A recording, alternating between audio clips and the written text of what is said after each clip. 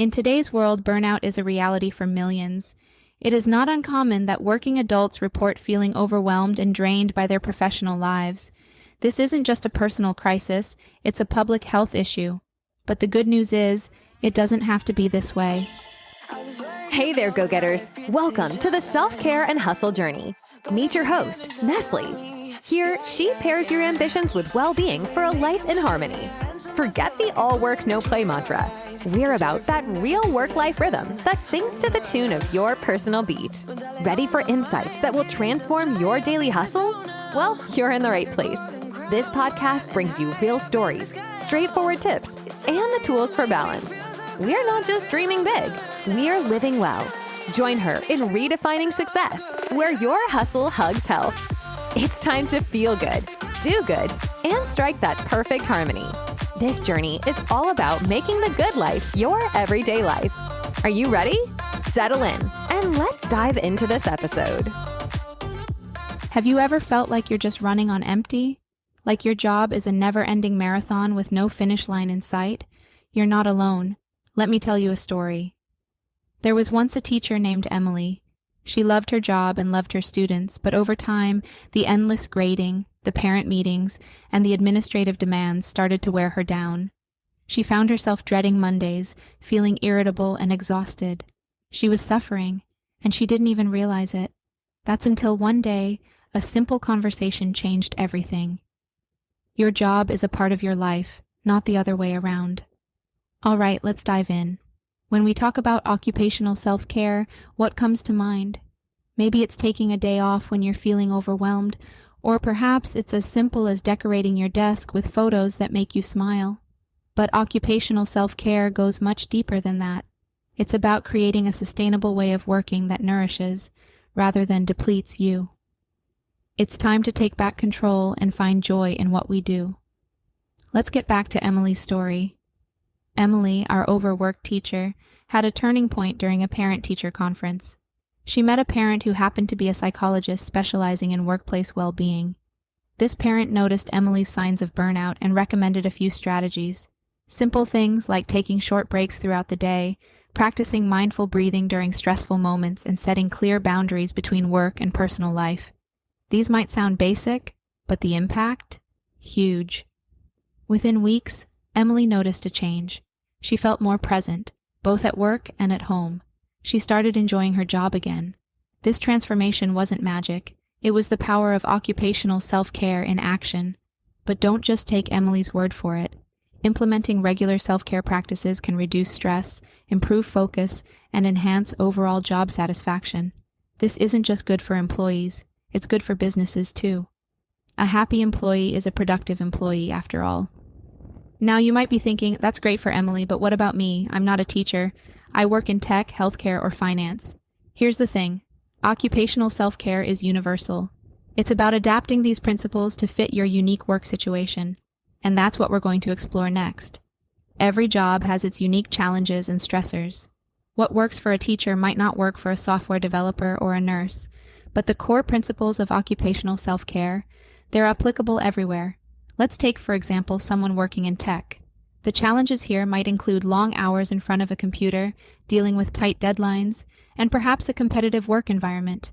So, how can someone in this field practice occupational self-care?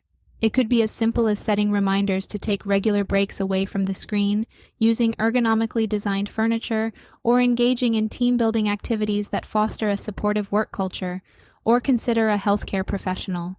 The emotional toll of caring for others, especially in high-stress environments like hospitals, can be immense. For them, self-care might involve debriefing sessions with colleagues, seeking professional mental health support, or engaging in hobbies that provide a mental break from their work responsibilities. The key is customization. It's about finding what works for you in your profession and making it a regular part of your work life. And remember, it's okay to start small. Small changes can lead to big results over time. Let's get down to the nitty-gritty, the everyday practices that can transform your work life. These aren't just theories. They're practical, doable strategies that you can start today. First up, let's talk about breaks. I know. When you're swamped with work, taking a break might feel like the last thing you should be doing. but there's a mountain of research showing the benefits of taking short, regular breaks throughout the day. Even a 5-minute walk every hour can significantly boost your mood and concentration. So, set a timer, get up, stretch, walk around, or just gaze out the window. Your brain will thank you. Let's talk about the big one, stress management. Stress is inevitable, but it doesn't have to control you. Simple techniques like deep breathing, mindfulness, and even quick meditative exercises can work wonders. Some apps offer short guided sessions that you can do even during your busiest days. And the best part, you don't need to be a meditation expert to benefit from these. Another key strategy is setting boundaries. This is especially crucial in our hyper-connected world where work can follow you everywhere. It's important to draw a line, whether it's turning off work emails after hours or having a dedicated no work talk time at home. Remember, being always on doesn't mean you're productive. Often, it's quite the opposite. And let's not forget about the physical aspect. Your workspace, whether it's at the office or home, plays a huge role in your well-being.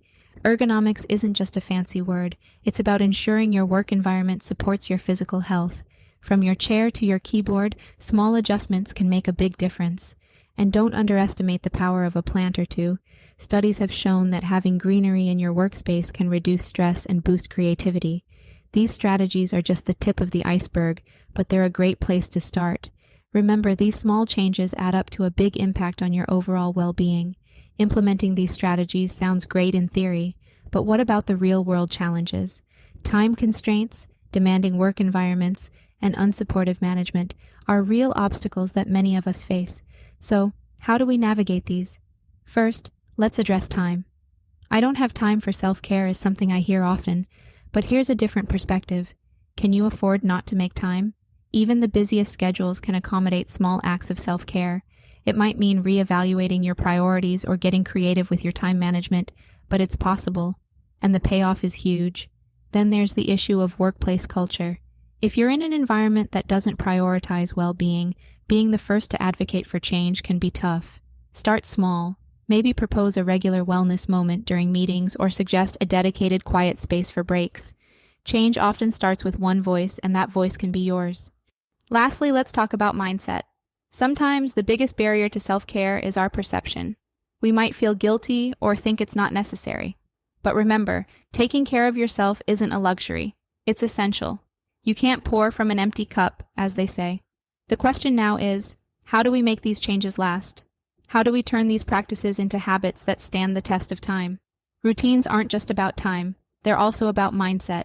It's about shifting your perspective to see self-care as an integral part of your workday, not just an add-on. When you start viewing taking care of yourself as part of your job, it becomes non-negotiable. Another crucial element is flexibility.